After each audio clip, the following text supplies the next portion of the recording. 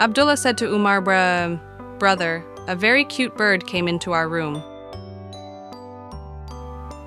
I closed the door and trapped it inside.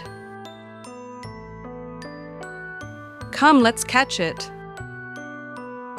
Both of them ran to the room. When Umar saw the bird, he told Abdullah, "This bird is called a nightingale.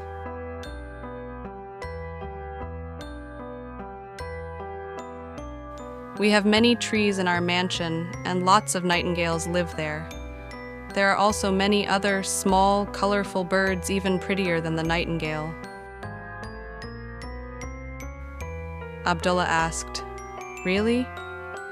You must enjoy watching the birds a lot?" Umar replied, "Yes, you should let this nightingale go too. Plant trees at home, and many birds will come to live with you." Abdullah let the nightingale go, and then both of them started thinking about ways to plant trees.